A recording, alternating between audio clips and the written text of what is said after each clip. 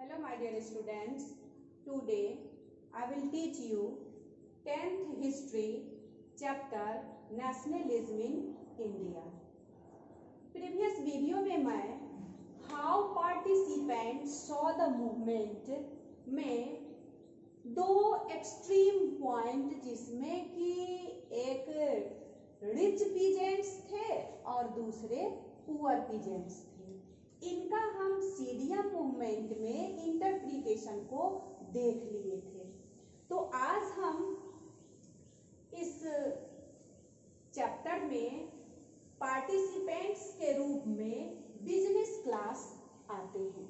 तो आज हम इसके बारे में हम लोग जानकारी हासिल करें कि बिजनेसमैन यानी बिजनेस क्लास के लोग इस सीडियम मूवमेंट को किस तरीके से लेते हैं।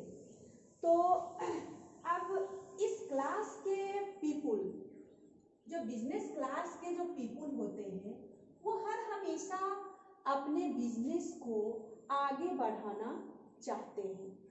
तो बिजनेस क्लास में क्या होती है कि हमारे देश में जो एक्सपोर्ट और इंपोर्ट होती है, कोई भी सामान का हम लोग एक्सपोर्ट करते बाहर भेजते हैं या इंपोर्ट करते हैं, लेकिन अगर ज़्यादा से ज़्यादा मात्रा में अगर दूसरे देशों का सामान हमारे देशों में अगर आ जाती है तो क्या होता है, यहाँ के बिजनेसमैन के सामान के बीच में एक कंपटीशन बढ़ जाती है, यानी कि उनके सामान का जो प्रॉफिट है वो थोड़ा कम हो जाता है।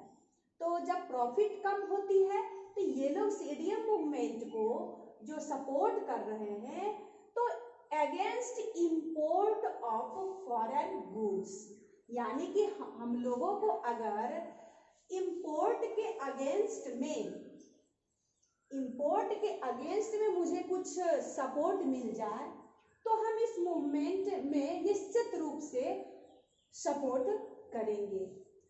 और इस मूवमेंट में दूसरी चीज थी कि इस मूवमेंट को करने के लिए अगर इसमें कुछ पैसे की भी जरूरत होगी तो उस फंड को भी हम देने को तैयार है। इट मीन्स फिनेंशियल असिस्टेंस ये लोग प्रोवाइड करने को तैयार थे कि अगर हम लोगों को इंपोर्ट के अगेंस्ट में अगर कुछ प्रोटेक्शन मिल जाए तो हम लोग निश्चित रूप से कुछ फिनेंशियल असिस्टेंट हम लोग प्रोवाइड करेंगे, यानी फंड प्रोवाइड करेंगे निश्चित रूप से। तो उस समय भारत के जो बड़े बड़े बिजनेसमैन थे, जिसमें कुछ का नाम जैसे कि जीडी बिरला, पुरुषोत्तम दास, ठाकुर दास, तो इस प्रकार ढेर सारे इंडियन बिजनेसमैन इस क्लास में इस मूवमेंट में सीडियम मूवमेंट में आगे बढ़ते हैं। लेकिन अब ये आगे बढ़ने के साथ साथ भी इन लोगों के मन में कुछ एप्रीहेंशन छिपी रहती है। एप्रीहेंशन इट मीन्स कुछ संशय, कुछ दिक्कतें इन लोगों को होती है इस सीडियम मूवमेंट में शामिल होने से पहले। अब वो एप्रीहेंशन से पहले हम थोड़ा सा देख ले कि इस बिजनेस क्लास के पीपुल जो प्रोवाइड किए फिनेंशियल असिस्टेंट, तो उसके लिए इन्होंने दो ऑर्गेनाइजेशन का फॉर्मेशन किए थे। तो दो ऑर्गेनाइजेशन में फर्स्ट आपको है Indian industrial and commercial Congress, जो 1920 में बनी थी, 1920 में। और दूसरा जो ऑर्गेनाइजेशन है FICCI, full form of FICCI, it means organisation federation of the Indian chamber of commerce and industries, जो आपको बनी थी 1927 में। अब ये दो प्रकार के ऑर्गेनाइजेशन से वो लोग फिनेंशियल फंड अपना असिस्ट करना शुरू कर दिए, लेकिन उनके मन में थोड़ी सी क्या थी, एप्रीहेंशन छिपी हुई थी।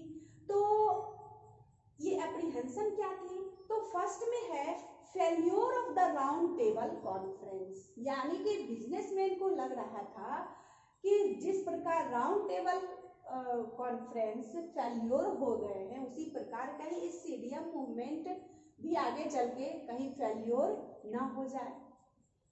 दूसरी संस्कृति worried about prolonged disruption of the business, यानी कि ये बार बार देख रहे हैं कि हमारे कंट्री में प्रोटेस्ट हो रहे हैं, रिवोल्यूशन हो रहे हैं हर एक जगह, तो वहाँ कहीं फॉरेन गुड्स का बायकॉट हो जाता है। तो इस प्रकार कहीं ऐसा ना हो कि इस मूवमेंट के बीच में हम लोग का जो ये पूरा धंधा है बिजनेस का वो ही कहीं चौपट ना हो जाए। तो हम जो ऊपर से जो फिनेंशियल असिस्टेंस दे रहे हैं इसमें भी मुझे बहुत हानि उठानी पड़ेगी। और तीसरा इनका एप्रीहेंशन क्या था, तो growing influence of socialism among younger member of Congress. अब कांग्रेस के जो मेंबर थे वो सोशलिज्म की तरफ बढ़ रहे थे।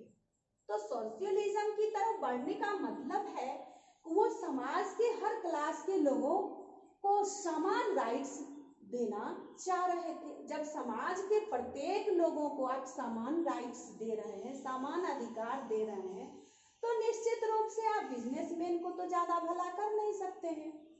तो इनको ये तीनों एप्रीहेंशन से बार बार लग रहा था कि जो कहीं हम लोग का ये धंधा जो है वो पूरी तरह चौपट ना हो जाए। फिर भी हम यहाँ एप्रीहेंशन के बावजूद भी हम देखते हैं कि ये बिजनेस क्लास के पीपुल इस सीडीएम मूवमेंट को सपोर्ट करते हैं। अब नेक्स्ट चलेंगे बिजनेस क्लास के जो एक्सट्रीम पॉइंट के रूप में है इंडस्ट्रियल वर्किंग क्लास। जैसे प्रीवियस में हम देखे थे रिच पीजेंट्स और उसके एक्सट्रीम पॉइंट में कौन थे, पुअर पीजेंट, दोनों टॉपिक। अब इसमें है businessman and industrial working class. अब देखेंगे इसमें इंडस्ट्रियल वर्किंग क्लास का पार्टिसिपेशन कहाँ तक होता है। तो इंडस्ट्रियल वर्किंग क्लास का पार्टिसिपेशन नहीं के बराबर है। It means they did not support CDM movement, यानी कि ये सीडीएम मूवमेंट को सपोर्ट नहीं करते हैं, नहीं के बराबर। एक्सेप्शन में है कुछ जगहों पे कुछ वर्कर्स जो हैं वो इस सीडीएम मूवमेंट को सपोर्ट करते हैं। जैसे कि आपको एग्जाम्पल में हो गया छोटा नागपुर इन माइंस वर्कर, छोटा नागपुर में माइंस वर्कर कुछ थे, रेलवे वर्कर्स थे और कुछ डॉक वर्कर्स थे।